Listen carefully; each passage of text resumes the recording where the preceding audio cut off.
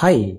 Sometimes the race is not won by the fastest runner, but by the one who just keeps running. Today is 14th of December 2020. Let us have a quick discussion of all these important articles. Yesterday questions के answers हैं। Rana Pratap Sagar dam located है राजस्थान में। इंदर किला national park है हिमाचल प्रदेश में। ये विदेशिया फोक dance होता है। It belongs to the state name Bihar. State animal of Jharkhand is elephant. Nirmala Sitharaman ji ma'am को मिला है Indian highest rank in India Forbes की ranking of 100 most powerful women in the world में, टॉप 100 में। Hampi chariot UNESCO world heritage site है और ये located है कर्नाटका में।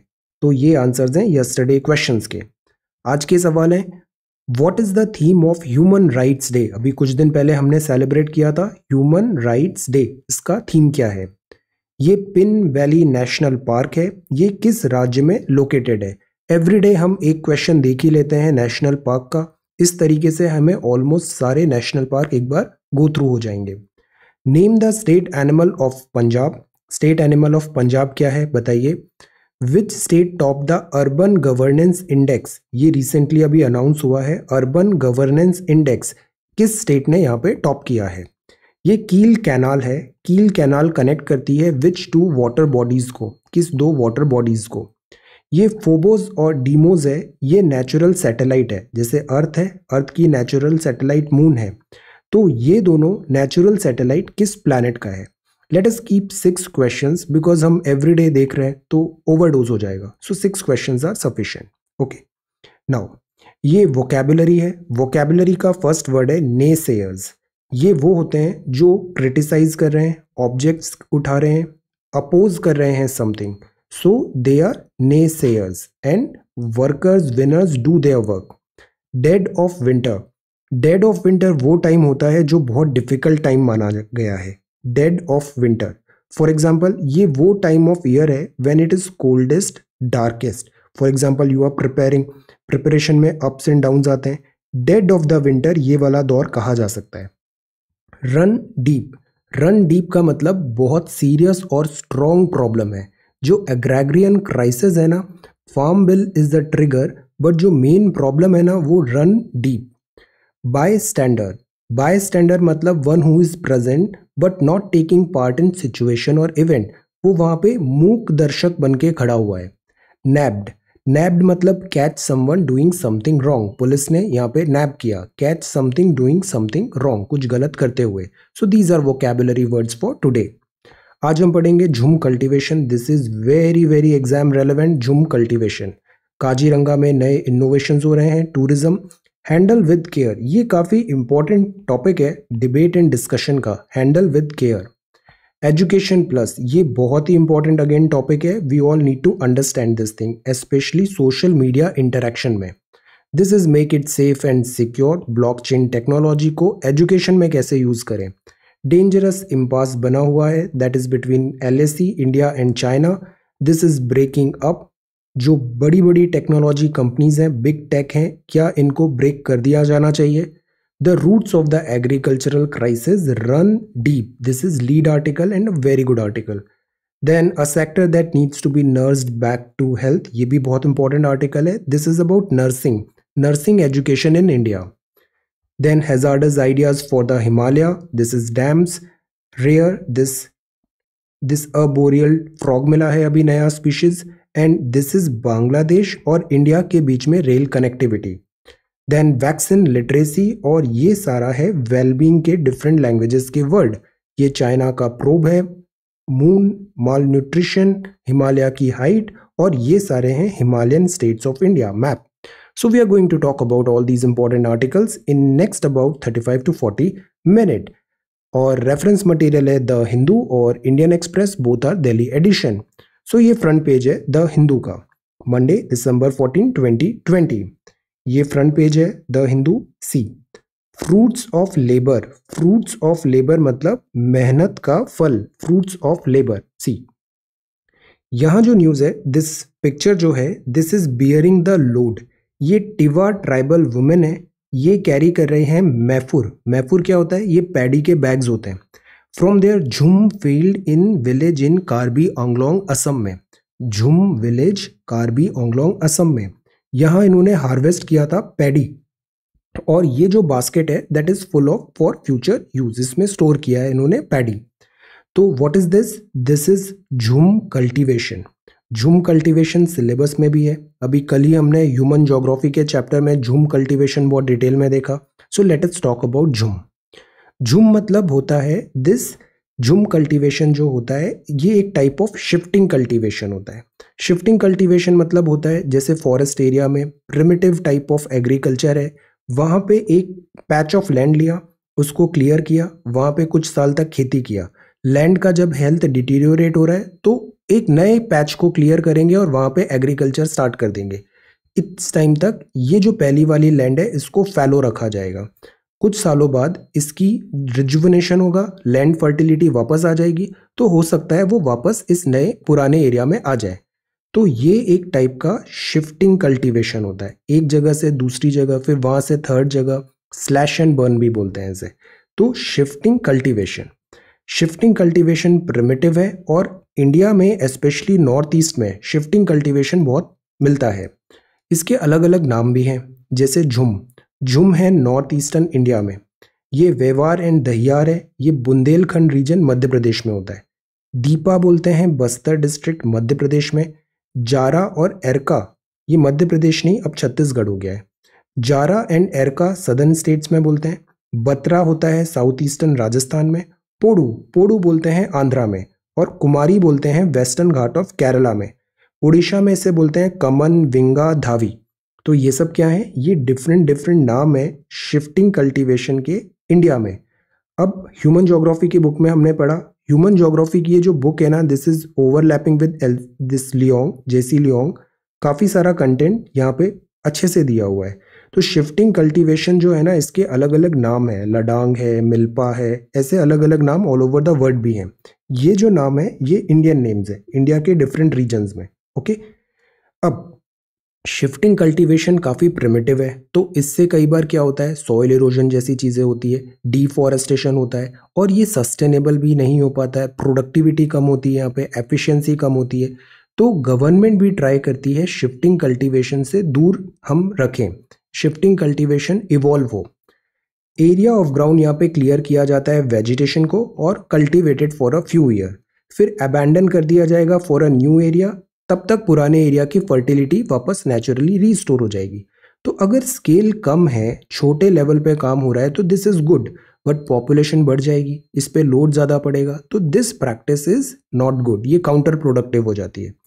डिफॉरेस्टेशन एंड लैंड डिग्रेडेशन हो रहा है। तो एक नीति आयोग का एक बुक है, रिपोर्ट है 2017-18 का, shifting cultivation towards a transformational approach. ये काफ़ी अच्छा कंटेंट है इसका भी मैं शेयर करता हूँ पीडीएफ। इसमें लिखा है lack of updated and authentic data main problem है। हमारे पास जो स्कीम्स बनाने की सोच रहे हैं हम शिफ्टिंग कल्टीवेशन को इवॉल्व करने के लिए, एक्चुअल जो डेटा है इन सब चीज़ों का वो लैक कर रहा है। तो this thing we need to work. और जो सेकेंड रिकमेंडेशन दिया यहाँ पे वो ये दिया कि हमें किसी भी चीज़ को आउटराइट रिजेक्ट नहीं करना चाहिए। Shifting cultivation is there, centuries and centuries से ये प्रैक्टिस कंटिन्यू है। इट इज़ टाइम कि हम इसमें इम्प्रूवमेंट करें, कंप्लीट चेंज नहीं करें। Try to blend the traditional with the modern, because ये जो चीज़ होगी ये सस्टेनेबल होगी। जब आप केस स्टडी करते हैं, एडमिनिस्ट्रेटर बनते हैं, तो ऑलवेज ये ध्यान रखना है, हमेशा ना ग्राउंड ब्रेकिंग चेंज नहीं किए जाते हैं कि एकदम से एक पॉलिसी चल रही है आपने उसको जीरो कर दिया फिर नया पॉलिसी लिया है। इससे क्या होता है, एंट्रोपी क्रिएट होती है, डिस्टर्बेंस आता है, स्टेबिलिटी जाती है। तो आप एक दिन में ऐसा नहीं कर सकते कि शिफ्टिंग कल्टीवेशन को बंद कर दिया फिर नई प्रैक्टिस स्टार्ट कर दिया। No, you have to evolve. सरकार में जो भी काम होता है वो स्टेप बाय स्टेप तरीके से होता है, ग्रेजुअल इवॉल्व होता है। ऐसा नहीं होता कि आपने एकदम बहुत बड़ा दिस चेंज कर दिया। अगर बहुत ज़्यादा बड़ा चेंज होता है ना तो इसके टेक्टोनिक इफेक्ट्स आते हैं और पूरा सिस्टम हिल जाता है, तो which is not good. So try to blend the traditional with the modern. Changes is good, but changes हमेशा कोशिश करनी चाहिए कि वो इंक्रीमेंटल चेंजेस हो, धीरे धीरे करके चेंजेस हो, ताकि सिस्टम क्योंकि ह्यूज है, डिस्टर्बेंसेस नहीं हो, जर्क्स नहीं लगे वहाँ पे। Try to blend the traditional with the modern. तो ये झूम कल्टीवेशन है। अब हमने ये देखा, एनसीईआरटी आपने पढ़ लिया, ह्यूमन ज्योग्राफी। नाउ प्रिपेयर, अब इसको लिखने की कोशिश करिए। Prepare a note on shifting agriculture, discuss करिए इसके चैलेंजेस और कुछ सॉल्यूशंस भी बताइए। जहां भी वर्ड सजेशन दिख रहा है ना, वो प्रश्न हमेशा अटेम्प्ट करना है, बिकॉज ये प्रश्न बहुत हाई रिवॉर्डिंग होगा, यील्डिंग होगा। इसमें आपको बहुत मौका मिला है अपना टैलेंट दिखाने का। Suggest some solutions. Okay, so this is the first question for today. अब जो सेकंड है, दिस इज फर्स्ट, ये सेकंड है। Now explore Kaziranga on boats and bicycle. Tourism innovation हो रहा है। पहले केवल जंबो मतलब elephant jeep safari core habitat में अलाउड थी। अभी जो बाहर नॉन कोर एरिया है वहाँ पे दूसरे एक्टिविटीज़ भी अलाउ करेंगे ताकि टूरिज्म का फुटफॉल बढ़े।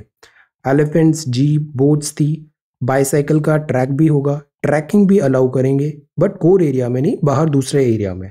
The point is tourism increase करें। और टूरिस्ट जब वाइल्ड लाइफ से इंटरेक्ट करते हैं ना, जब ऐसे नेशनल पार्क में जाते हैं, सेंचुरीज में जाते हैं, तो अंडरस्टैंडिंग डेवलप होती है। जब हम एक्चुअल में देखते हैं ना उन चीज़ें, तब हमें समझ में आता है कि इनका प्रोटेक्शन, कंजर्वेशन करना क्यों ज़रूरी है। एक पर्सन जिसने पूरा लाइफ सिटी में गुजारा है, उसने कभी फॉरेस्ट देखा नहीं, नेचर कभी देखा नहीं, वाइल्ड लाइफ कभी देखा नहीं, केवल पेपर और डॉक्यूमेंट्री और टीवी देखा है। एक्चुअली में वो फील नहीं कर पाएगा व्हाट इट मीन्स, जंगल में कैसे ये चीज़ें होती है। सो इसके लिए यहाँ पे ज़रूरी है कि हम यहाँ पे टूरिज्म का फुटफॉल इंक्रीज करें। तो such type of steps are taken. ये वहाँ की वाइल्ड लाइफ सेंचुरी है, this is Burha Chapori wildlife sanctuary. यहाँ रिवर डॉल्फिन्स भी मिलती हैं। तो दिस इज काजीरंगा, फिर से न्यूज़ है। काजीरंगा एंड पोबितोरा कंटिन्यूसली 3-4 दिन से हम पढ़ रहे हैं। तो दिस इज सेकेंड न्यूज़। अब जो थर्ड न्यूज़ है, this is also very very important. तो ये तो फ्रंट पेज हो गया। ये सेकंड पेज है, डेड ऑफ विंटर लिखा है। Dead of winter, farmer protest, solidarity, nabbed, handle with care. Handle with care. अब सी, अभी यूएस इलेक्शन में हमने देखा ट्विटर पे, ट्विटर कुछ भी ट्वीट आ रहा है उस पर लिख देगा या तो ये सेंसिटिव है या डिबेट है, that is okay. But what is the authority of Twitter? Who is Twitter? Twitter कैसे बता सकता है कि ये चीज गलत है, ये चीज सही है? What is the authority? Second, ये although intentions, we are not talking about intentions, but we are talking about authority, mechanism, transparency. और ये चीज मिसयूज नहीं हो पाए, इसके लिए क्या सेफ गार्ड है? ट्विटर कैसे इंटरप्रेट कर रहा है कि सर्टेन चीजें मिस इन्फॉर्मेशन है और सर्टेन चीजें इंफॉर्मेशन है? एंड ट्विटर का क्या मैंडेट है और इसके पीछे जो पर्सन है, व्हाट इज द पॉलिसी? ये सब चीजें भी बाहर आनी चाहिए। ट्रांसपेरेंसी तब होगी, अदरवाइज क्या होगा, इसमें फेवरेटिज्म होगा। वैसे भी जो सोशल मीडिया होता है, सोशल मीडिया प्लेटफॉर्म्स होते हैं, ये एक certain type of ideologies, many a times ऐसे चार्जेस लगे हैं, दे प्रमोट। उन सब चीज़ों को नलीफाई करने का, रिजेक्ट करने का ये तरीका है चार्जेस को, कि ट्रांसपेरेंसी एक पॉलिसी हो कि ये गाइडलाइन है, ये टर्म्स एंड कंडीशंस है। तो ट्विटर डिसाइड कर रहा है interpret certain tweets as misinformation. इससे अभी बहुत डिबेट चल रहा है माइक्रो ब्लॉगिंग साइट के रोल पे, कि who is the moderator, selective bias तो नहीं है।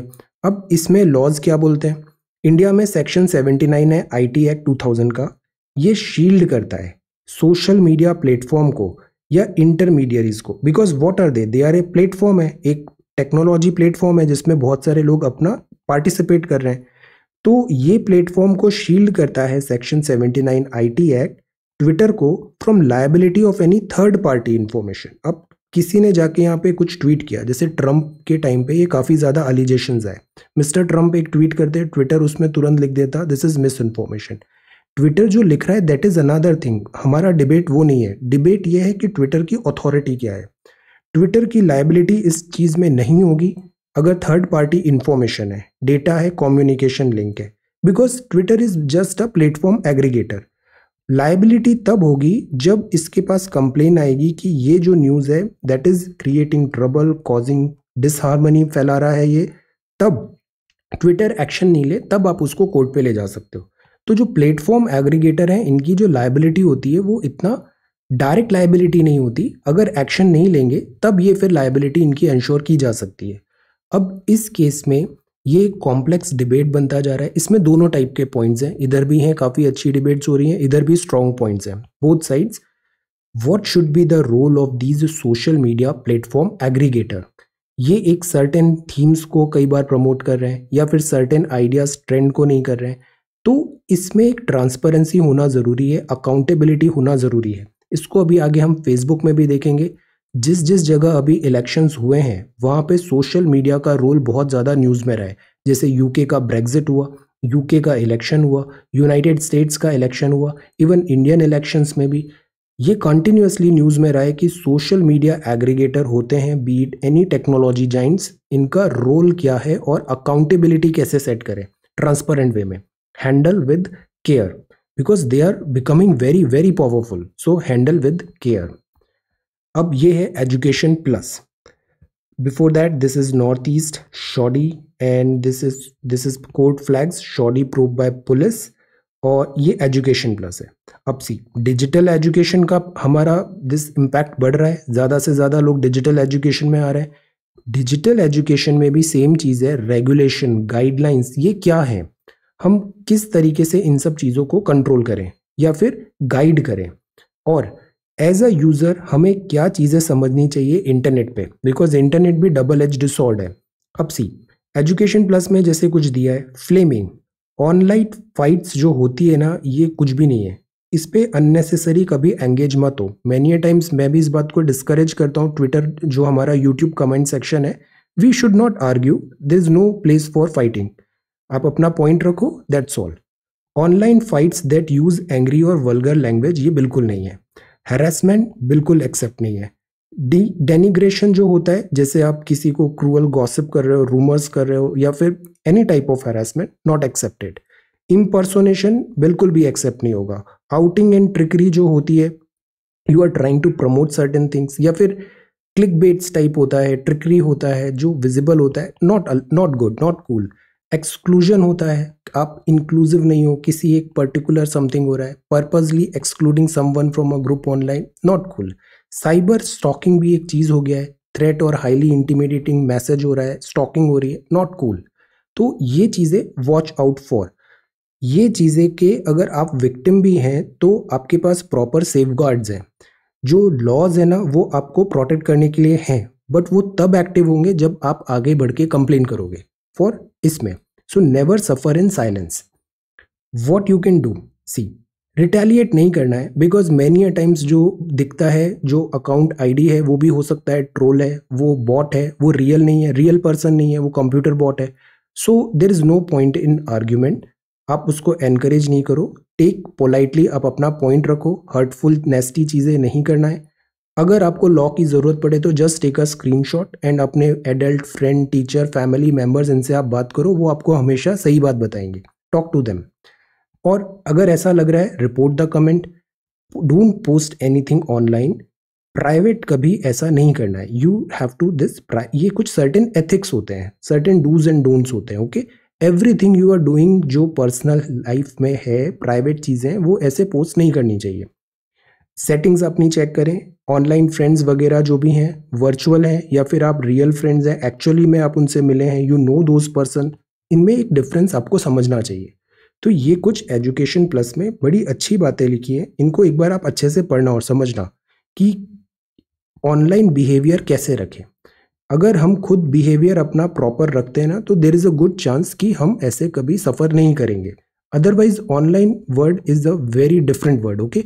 सो दिस इज एजुकेशन प्लस। ये बेसिक जो लिटरेसी है ना, ये हमें सबको पता होना चाहिए। So watch out for this and what you can do, all right. अब जो है that is make it safe and secure, all right, be this thing, make it safe and secure. अब यहाँ पे एक और चीज़ है ऑनलाइन का, सी डिजिटल बहुत बेनिफिट्स हैं, बट अगेन इसमें ट्रबल्स भी हैं। ऑनलाइन एजुकेशन की बात है, ओपन बुक एग्जामिनेशन की बात है, कई बार एग्जाम्स में ऐसा केसेस आ जाते हैं कि स्टूडेंट ए है बट उसके बिहाफ में कोई दूसरा स्टूडेंट उसका एग्जाम लिख के आ रहा है।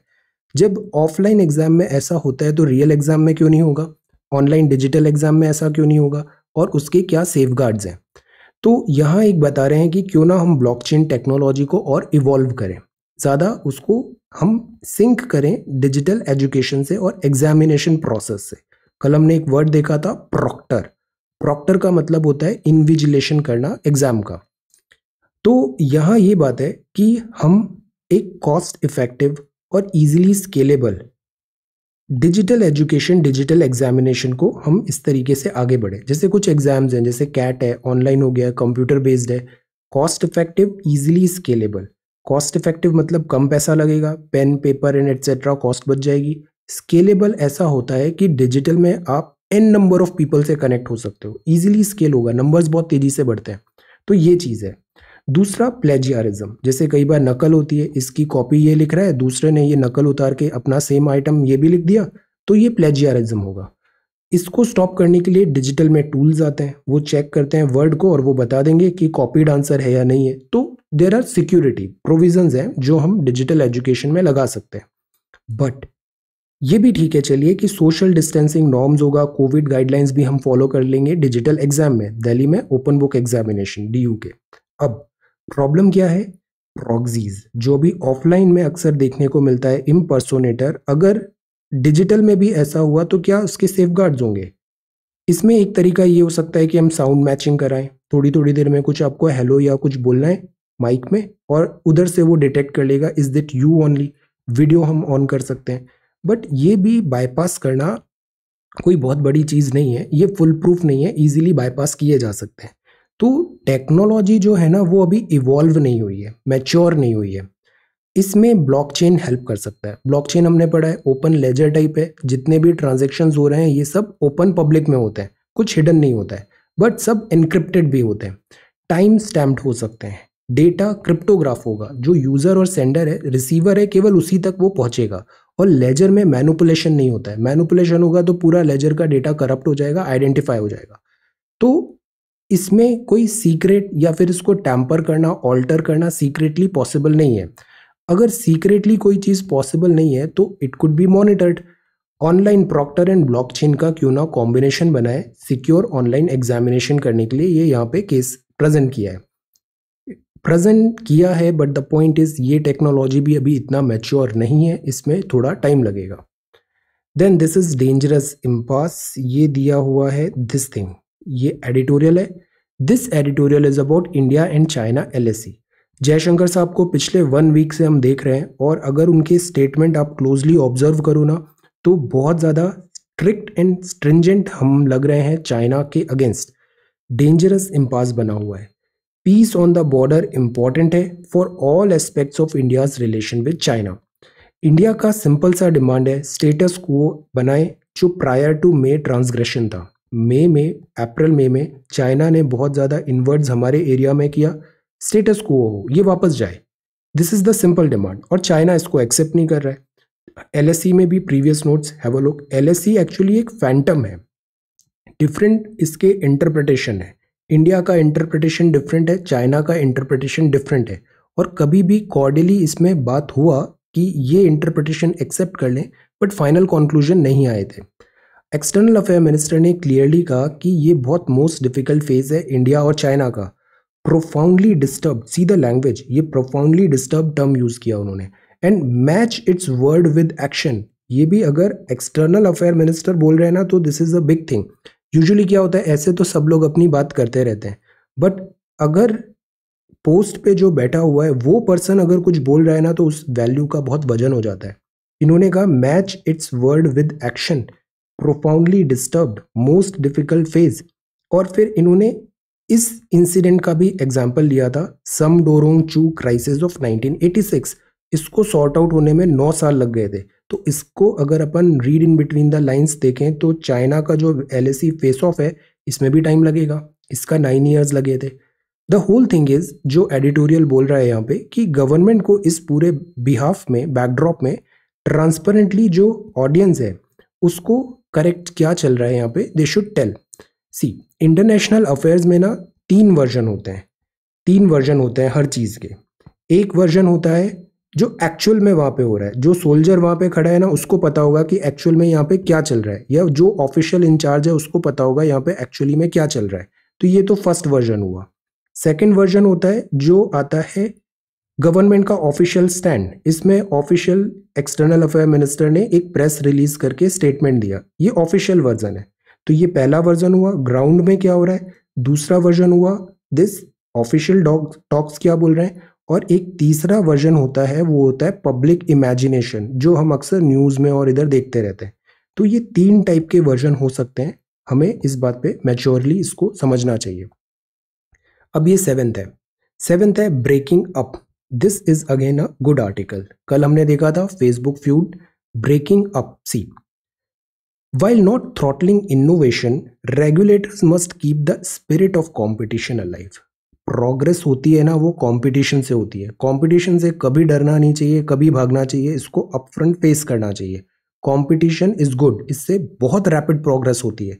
बट द पॉइंट इज, जो बिग जाइंट्स हैं ये एंटी कॉम्पिटिटिव प्रैक्टिसेस लाते हैं, तो that is why lawsuit against Facebook file हुआ। फेडरल ट्रेड कमीशन यूएस और 46 US states, Columbia and Guam ने यहाँ पे फाइल किया। जकरबर्ग डोमिनेंट इंटरनेट एम्पायर जो बन गया है, इस बात पे ये आवाज उठा रहे हैं।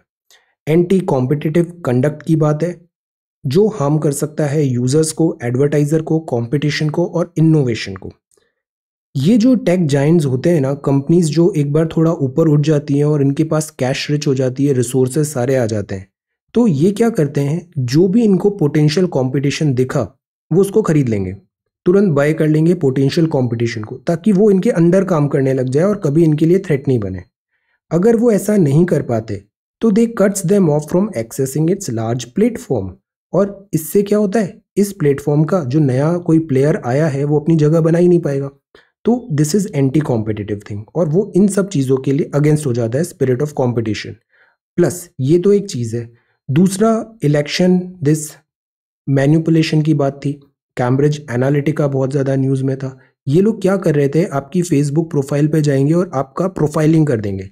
हर एक पर्सन ए है, इस पर्सन का पूरा इन्होंने डेटा रिकॉर्ड कर लिया कि ये किस टाइप की पोस्ट डालता है, ये किस टाइप का इसका प्रेफरेंसेस है, इसकी चॉइसेस क्या है, एजुकेशन क्या है, किस इनकम ग्रुप में है, इसका प्रेफरेंसेस, वोट किस डायरेक्शन में जा सकता है। ऐसे करके इन्होंने प्रोफाइलिंग कर लिया, और ये प्रोफाइलिंग करके इन्होंने डेटाबेस बना लिया थाउजेंड्स एंड थाउजेंड्स पीपल का, और उस डेटाबेस को ये लेके गए पॉलिटिकल पार्टीज के पास, और उनको बोलते हैं कि आपको इस टाइप से कैंपेन लगाना है। अब जैसे किसी को पता है उसका टिल्ट इस डायरेक्शन में, तो उसको उसी टाइप के एड्स दिखाई देंगे, और उससे उसका जो इलेक्शन जो वोट है वो ये मैनिपुलेट करने की कोशिश करते हैं।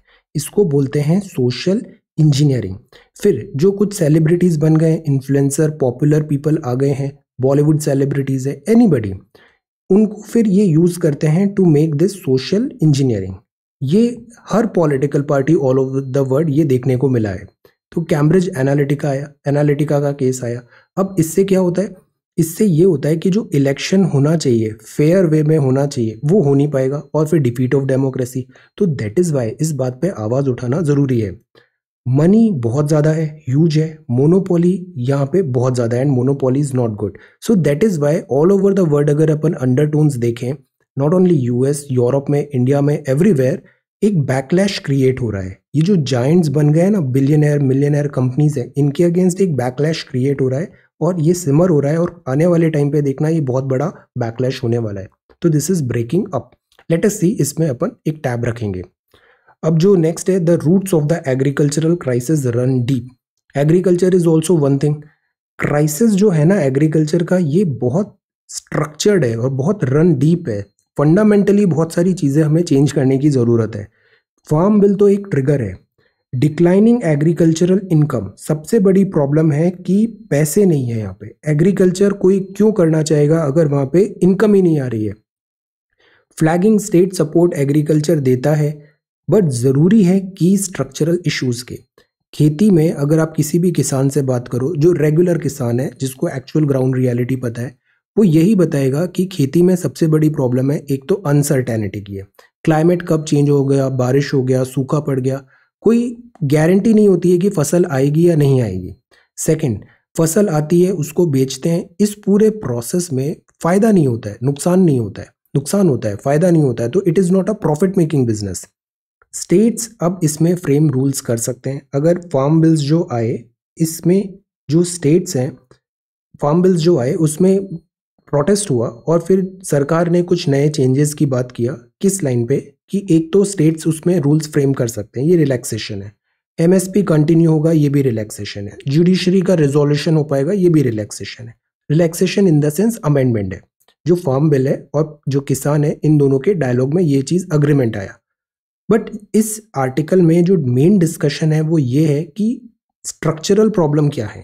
Farm bill is one thing, structural problem क्या है। सी, फार्म बिल जो है ना, ये तो एक केवल ट्रिगर है। बहुत टाइम से दिस गुस्सा डेवलप हो रहा था और इसने ट्रिगर कर दिया। एग्री मार्केटिंग, कॉन्ट्रैक्ट फार्मिंग और स्टॉक, ये 3 फार्म बिल है। APMC, agri marketing, contract farming और स्टॉक्स एसेंशियल कमोडिटी, इन 3 में अमेंडमेंट हुए। तो ये जो 3 हुए ना, ये केवल ट्रिगर है। जो पहले से गुस्सा आ रहा था उसको ट्रिगर कर दिया। मेन जो रूट कॉज है एग्रीकल्चर का वो ये है कि एग्रीकल्चरल इनकम कम हो रही है, पैसे नहीं है यहाँ पे। वेजेस जो हैं वो स्टेगनेंट हो गई है। और स्टेट सपोर्ट टू एग्रीकल्चर अगर विड्रॉ होता है तो वैसे ही इतना फियर है, एप्रीहेंशन है, और ये ज़्यादा फिर एक्सप्लोड हो जाएगा। नोवल कोरोना वायरस भी आ गया, लॉकडाउन हो गया, सप्लाई डिसरप्शन हुआ, जॉब लॉसेस हुए, फॉलिंग इन इनकम जो पहले से था वो और वर्स्ट हो गया। तो ये 3 बिल जो लाए गए उसका टाइमिंग पे भी सवाल उठ रहा है कि क्या ये इस टाइम पे ज़रूरी थे। द मेन प्रॉब्लम जो है वो है चेंजिंग नेचर ऑफ एग्रीकल्चर। एक तो खेती पहले जैसा रहा नहीं, और जो खेती करने वाले हैं वो भी अब पहले जैसे है नहीं। एग्रीकल्चर जो आज है, आज का जो यंग फार्मर है, वो पहले जैसे इस मोड में नहीं रहना चाहता। वो वेल एजुकेटेड है, वेल लर्नेड है, well everything is good. Agriculture is just another job, work है। तो चेंजिंग नेचर ऑफ एग्रीकल्चर हुआ है। एग्रीकल्चर मार्केट डिपेंडेंट बहुत ज़्यादा है, मैकेनाइजेशन हो रहा है, मोनेटाइजेशन की बात होती है यहाँ पे, क्लाइमेट चेंज हो रहा है, वेरिएबिलिटी और अनप्रेडिक्टेबिलिटी आ रही है। पैसे चाहिए होते हैं एग्रीकल्चर करने के लिए, और पैसे की होती है शॉर्टेज, क्रेडिट का क्रंच होता है, और उसमें बहुत सारे मिडिलमैन भी आ जाते हैं जिनसे इन्हें क्रेडिट लेना पड़ता है। ये पूरा फिर एक विशियस साइकिल चालू हो जाता है। और क्लाइमेट वेरिएबिलिटी, क्रॉप वेरिएबिलिटी और क्लाइमेट अनप्रेडिक्टेबिलिटी तो है ही। तो एग्रीकल्चर करना ही नहीं चाह रहे हैं बहुत सारे लोग, बिकॉज इसमें कुछ मुनाफा नहीं होता है और बहुत ज़्यादा दिस पेन है। तो हमें फंडामेंटली इसको इम्प्रूव करने की कोशिश करनी चाहिए। पेन इन द सेंस, अब एक और चीज़ है, यहाँ पे डिवाइड भी है। एक सेक्शन है के शेप्ड है, रिच है, दे आर वेरी रिच, और पुअर है, इनके पास भूमि और खेती और होते हैं, इनके पास इतना सोर्सेज नहीं होते, रिलायबिलिटी नहीं होती, they are just wages, wage earners हैं। तो दिस इज द थिंग। अब इसमें बिकॉज प्रॉफिटेबिलिटी नहीं हो रही है, अनप्रेडिक्टेबिलिटी हो रही है, तो सरकार क्या लाती है, सपोर्ट देने की कोशिश करती है। जैसे एमएसपी देंगे, सब्सिडी देंगे, लोन वेवर अक्सर सुनने में आता है, जो लोन है उसकी माफ़ी हो गई है। एग्रीकल्चर इनकम में वैसे भी कोई टैक्स नहीं लगता है। तो ये चीज़ें जो है ना, they are like support system है। ये जो फंडामेंटल चीज़ है उसको करेक्ट नहीं कर रही है। फार्मिंग को प्रॉफिटेबल बनाना पड़ेगा, यही एक रास्ता है ओवरहॉल करने का जितने भी एग्रीकल्चर रिलेटेड इश्यूज आ रहे हैं। वरना farm bill is not the first thing, इससे पहले भी फार्मर इशू कॉन्टिन्यूसली डिबेट में रहा है। So what we need to do is focus on profitability. Farming as a profession लें हम, जैसे बाकी सब प्रोफेशन होते हैं, ऐसे फार्मिंग एज अ प्रोफेशन लें और इस प्रोफेशन को प्रॉफिटेबल बनाएं। This is the main thing, और जो परमानेंट सॉल्यूशन, मतलब एक्चुअल सॉल्यूशन हो सकता है। अब ये आज का सेकंड सवाल है। आप बताओ, ये भी बड़ा अच्छा इंटरेस्टिंग है, मन में जो थॉट्स आ रहे हैं बताओ। How to make agriculture profitable, आपको क्या लगता है इसको कैसे हम प्रॉफिटेबल करें, फाइनेंशियली वायबल करें, और इसको ना ब्रॉड ओवरऑल कॉन्टेक्स्ट में देखना है। ऐसा नहीं कि कुछ एरिया में कुछ सेक्शन ऑफ एग्रीकल्चर है जो प्रॉफिट में है तो सब प्रॉफिट है, नहीं। ओवरऑल देखें, पूरे इंडिया का सीन देखें तो एग्रीकल्चर को प्रॉफिटेबल बनाना है, फाइनेंशियली वायबल करना है। Think and answer this question.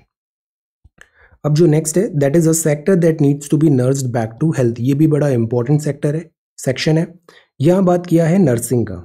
Nursing education जो इंडिया में है ये सफ़र कर रही है poor quality of training, inequitable distribution और स्टैंडर्डाइज्ड प्रैक्टिसेस नहीं फॉलो हो रही है। This is the issue.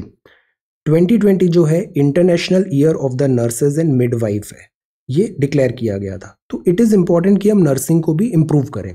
अब सी, जैसे हम सिविल सर्विसेज में भी देखते हैं, ये जो क्लास 1 ऑफिसर्स होते हैं ना, इनका एक मैंडेट होता है, बट जो एक्चुअल वर्क होता है, मोस्ट ऑफ द वर्क होता है वो करता है स्टेट ऑफिसर्स हैं या फिर वो ग्राउंड लेवल स्टाफ है, ये एक्चुअल में जाके काम करते हैं। सिमिलरली डॉक्टर्स होना अच्छी बात है, डॉक्टर्स का एक सफिशिएंट नंबर होना चाहिए, बट हेल्थ वर्क फोर्स का 2/3 जो पार्ट है ना वो नर्सेज है, सपोर्ट स्टाफ है। तो अगर हमें हेल्थ केयर इंप्रूव करना है तो हम या तो केवल डॉक्टर्स का नंबर बढ़ाएं या फिर इस 2/3 ऑफ जो नर्सेज हैं इधर भी हम इम्पैक्ट करें, वर्क करें। तो डॉक्टर्स पे वर्क कर रहे हैं, दैट इज ओके। करना चाहिए, बट ये सेक्शन भी नेग्लेक्ट नहीं करना चाहिए because this is 2/3 of this health workforce. What I mean to say is ये जो ग्राउंड स्टाफ है, इंटरैक्ट हो रहा है पेशेंट के साथ, यहाँ पे भी स्टैंडर्डाइजेशन करना ज़रूरी है. इंडिया में 1.7 आउट ऑफ 1000 पॉपुलेशन नर्सेज का रेशियो है विच इज़ पुअर. WHO का टारगेट अगर हमें मिलाना है तो हमें 2.3 मिलियन नर्सेज का शॉर्टेज है इंडिया में. ये ह्यूज नंबर है और ये नंबर ना हम थोड़े एफर्ट से इजीली फिल भी कर सकते हैं. अनइवन रेगुलेशन है. 91% इंस्टीट्यूट प्राइवेट होते हैं नर्सिंग के. रीलर्निंग, करियर ग्रोथ के ऐसे कुछ ऑप्शंस मिल नहीं पा रहे हैं यहाँ पे कि डिफ्रेंशिएशन भी होना चाहिए nurses based on their experience level, education. There should be this levels होने चाहिए. ये नहीं हो रहा है. करियर ग्रोथ भी वहाँ पे एक ऑप्शन है जो इतना देखने को नहीं मिल रहा है. तो जॉब डिफ्रेंशिएशन होना चाहिए. जैसे इसमें भी डिप्लोमेट हैं, ग्रेजुएट हैं, पोस्ट ग्रेजुएट हैं, पे पैरिटी, प्रमोशन, ये चीज़ें भी वर्क करती है. एग्जाम्स मतलब यही नहीं होता है कि एग्जाम क्वालिफाई कर लिया नौकरी लग गई. नौकरी लगने के बाद व्हाट नेक्स्ट, आपका सिलेक्शन हो गया, what next, pay parity, promotion, these things are also important.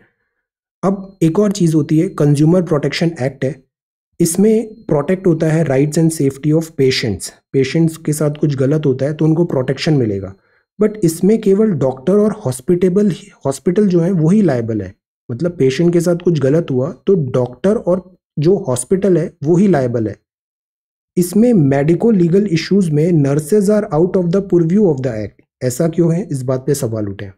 Nurses not legally liable which is odd. The point is we need to improve this India nursing council act of 1947. Amendment की जरूरत है.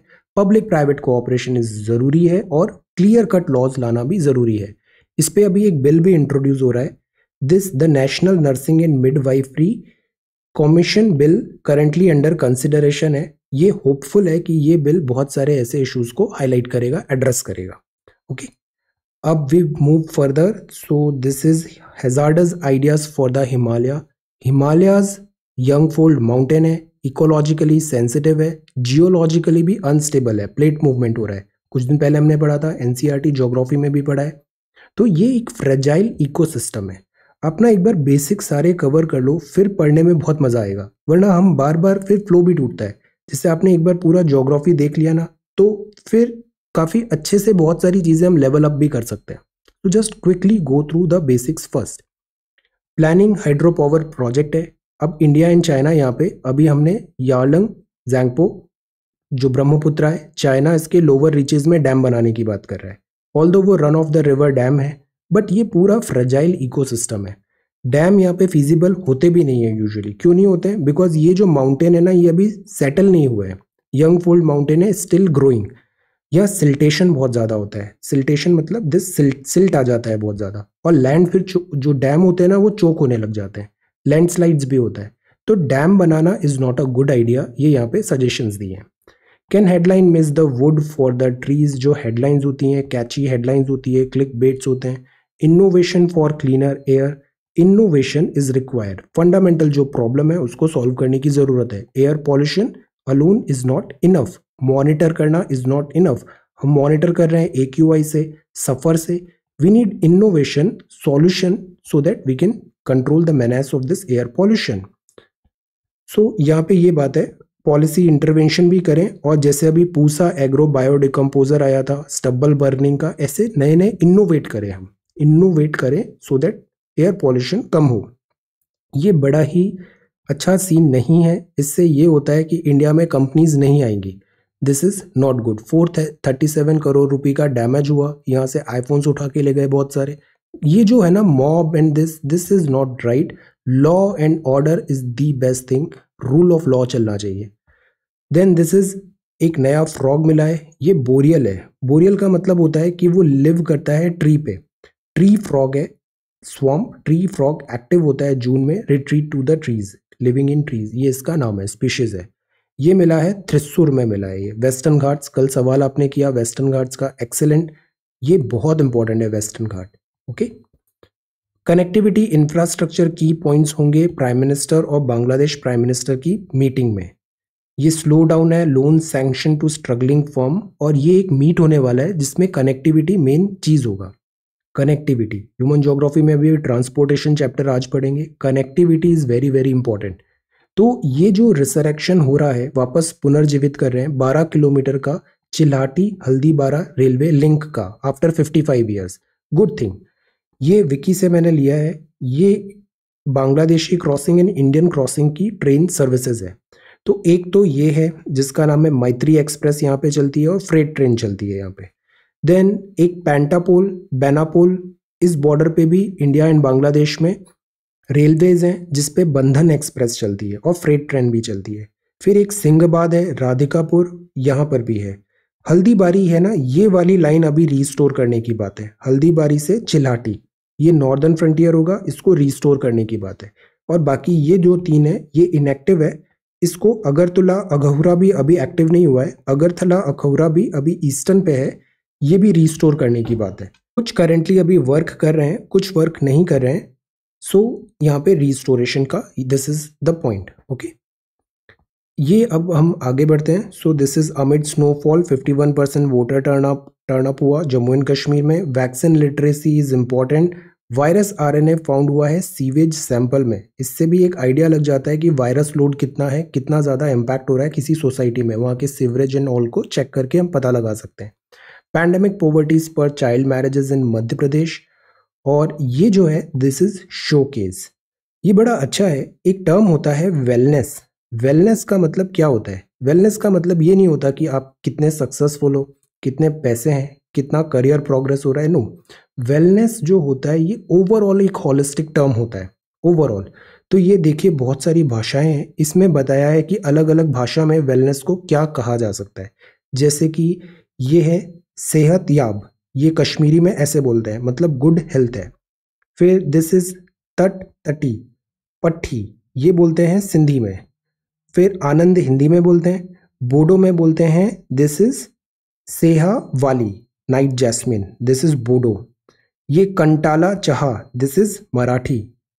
तमिल में ये term है this is विजी पुनारवू, this is Tamil, that is awaken and become aware. तो हर लैंग्वेज में ना दिस वेलनेस पे बहुत फोकस है। स्वयं अराइके, दिस इज कन्नड़। और तेलुगु में है समारस्यम, समारस्यम, समारस्यम हार्मनी है, कॉन्कॉर्ड है, समारस्यम वोकैबुलरी। कई बार आपने सिलेक्शन हो गया, आपको क्या लगता है आपको अपना ही कार्डर मिलेगा, डिफरेंट लैंग्वेज का कार्डर मिलेगा, तो आपको वो लैंग्वेज भी लर्न करनी पड़ेगी। This is Malayalam. Okay, Malayalam में बोलते हैं जगरत्था, caution alertness. Then this is Punjabi में बोलते हैं रलमिल टुगेदरनेस, दैट इज पंजाबी। और बंगाली में बोलते हैं आशा, दैट इज होप। तो ये सब अलग अलग वर्ड्स हैं। और wellness by any other name, Indian languages this words. 2021 में बहुत ज़रूरत है इन वर्ड्स की। Words of wisdom, books reading, face of adversity. ये ब्रेग्जिट नेगोशिएशन का डेडलाइन था, अब डेडलाइन हटा दिया है, कंटिन्यू होगा ये टॉक अभी और। Ditch deadline, pursue Brexit negotiation. Vaccine delivery US में चालू हो गई है, this is Nigerian school. China का ये मून प्रोब है, ये वापस अर्थ आ रहा है। चाइना थर्ड कंट्री बन जाएगा, चंद्रमा पे गया, वहां से कुछ सैंपल लेके वापस इंडिया में आ रहा है। इंडिया मतलब चाइना में आ रहा है, तो third country of the world हो जाएगा। सैंपल्स मिले यूएस एंड रशिया के बाद, China would be the third country. Historic journey है ये। सिमुलेटेड असेंडर चैंग-E5 स्पेसक्राफ्ट है, मून पे गया, मून से रॉक्स एंड सॉइल सैंपल लिए इसने, अब ये वापस अर्थ पे आ रहा है। This is born with the best है एंड दिस इज स्पोर्ट्स।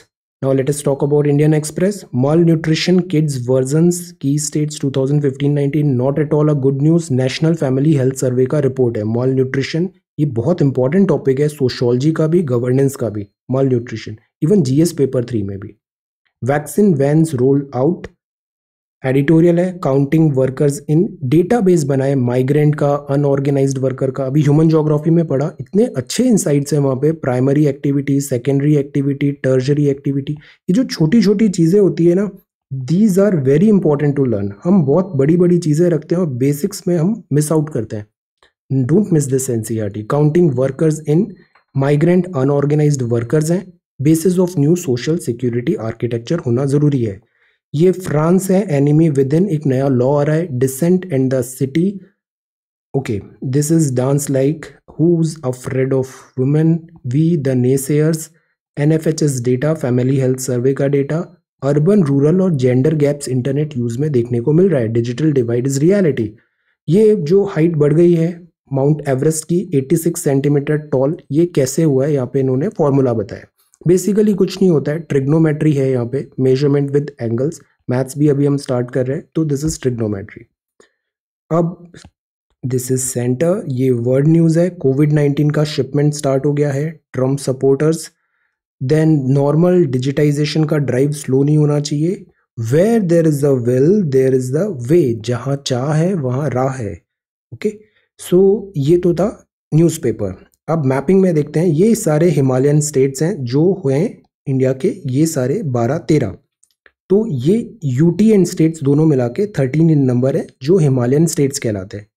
तो जम्मू एंड कश्मीर है, दिस इज लद्दाख। फिर ये स्टेट आ जाता है, दैट इज हिमाचल प्रदेश, उत्तराखंड। फिर ये नेपाल बीच में चालू हो गया। नंबर 4 आएगा, this is Sikkim, this is Sikkim. फिर भूटान चालू हो गया, ये नेशनल कंट्री अलग है, नेपाल भूटान। तो यहाँ से हमने स्टार्ट किया, Jammu and Kashmir, Ladakh, Himachal, Uttarakhand, then Bhutan.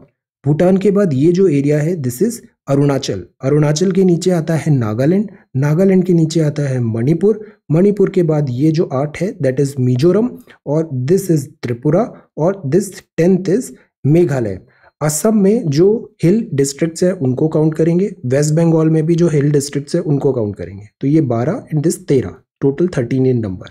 Ladakh this is 13th in number. तो ये सारे जो स्टेट्स है ना, ये हिमालयन स्टेट्स है। यहाँ से ऐसे, यहाँ एक सिंटेक्शियल बेल्ट है और यहाँ एक सिंटेक्शियल बेल्ट है। This entire is Himalaya. Alright, so this is Himalayan states. Mall nutrition, measurement with angle, China probe, wellness, wellness is important. ये रेलवे है, बांग्लादेश एंड इंडिया की कनेक्टिविटी। ये पीडीएफ फाइल शेयर एक बार फिर से देखिएगा, ये जो चीज़ें होती है ना ये याद हो जाएंगी ये वाली। Okay, then this is nursing. और बताइए फाइनेंशियली वायबल कैसे करें एग्रीकल्चर को। Breaking up dangerous impasse, make it safe and secure, education plus, this is very very important. Handle with care, Kaziranga, shifting agriculture क्या होता है। Okay, so this is 14th of December 2020. Thank you so much for watching this video. Take care, study well and be safe.